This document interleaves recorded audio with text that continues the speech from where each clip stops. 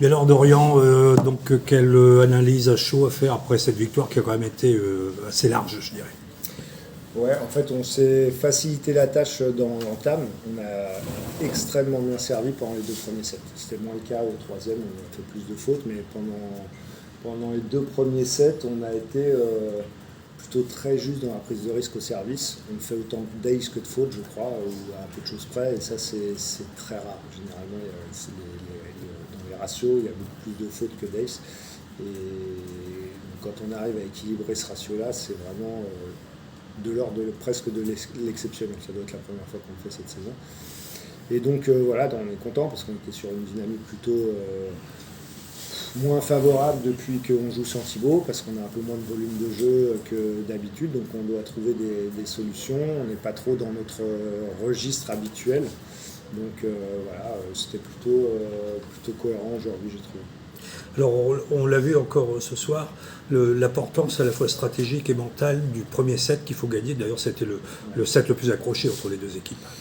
Ouais, mais en même temps, j'ai envie de te dire, on gagne souvent le premier set. Contre Chaumont, on a perdu, on a gagné le premier set. Non, ou le second, peut-être. Non, il y a 3 ans. Ouais. Et là, on a pareil à Cannes, on gagne les 2 premiers sets. Donc oui, c'est bien aussi de savoir finir. Donc là, on s'est rassuré aussi de ce point de vue-là.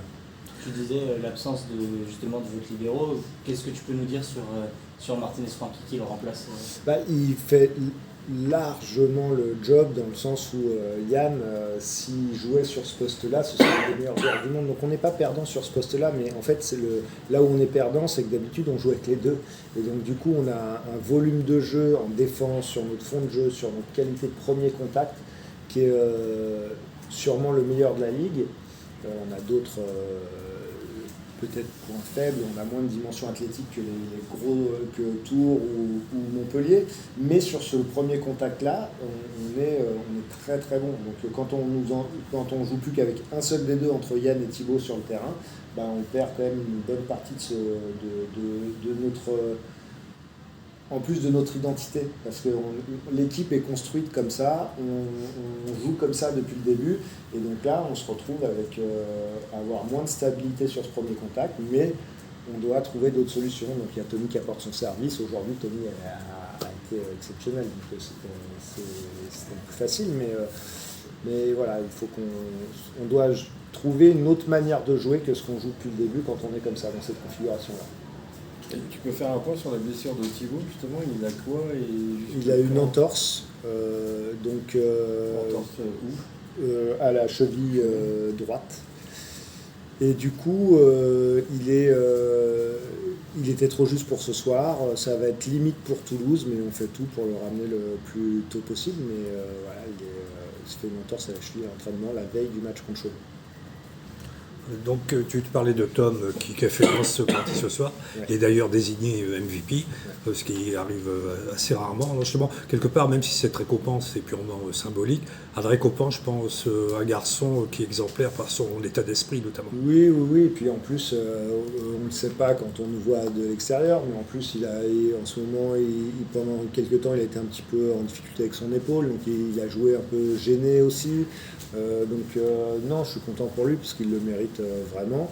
Et puis au-delà de ça, je pense que cette période-là, même si elle est un peu plus délicate parce qu'on a perdu 2 matchs, parce que j'ai dit il faut qu'on trouve des solutions aux problèmes qui nous est posé en l'absence de Thibaut, elle va être bénéfique sur la suite, je pense, parce que justement Tom s'aguerrit, parce qu'on est capable on doit s'adapter, chacun, les autres doivent s'investir encore davantage, prendre encore plus de responsabilités. Donc je pense que c'est un mal pour un bien. Enfin, c'est aussi ma manière de voir les choses. À chaque fois, j'essaye toujours de voir le verre à moitié plein et de voir ce que ça peut nous apporter de bien, même dans la difficulté, même dans les moments de crise, même si nous, on est loin d'être en crise.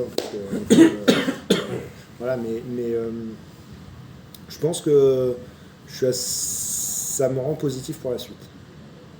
Vous avez parlé d'efficacité au service. Qu'est-ce que vous mettez en place à l'entraînement pour travailler ça et quelles consignes vous donnez aux joueurs pour les matchs? On en fait tous les jours du service. Alors après, si je peux rentrer dans les consignes techniques, mais bon, après, il y a des recherches de zones, voilà. Après,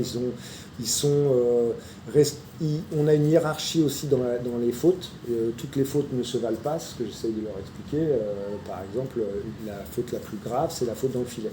Parce que tu es sûr que personne ne va jamais toucher la balle. Après, tu as la faute dehors sur les extérieurs, parce que pareil, on peut toucher la balle, mais il y a moins de chance. Je les pousse à prendre des risques dans la profondeur. C'est-à-dire que si on rate, c'est plutôt dans la profondeur, parce que si tu rates de 20 cm dans la profondeur, quelqu'un peut toucher. Voilà, on met ce genre de choses. Après, on met des exercices en place où on peut mettre sous pression, sous forme de contrat. Des choses. Donc, je peux passer une heure à parler de ça, mais voilà, en gros... Et qu'est-ce que vous leur dites des fois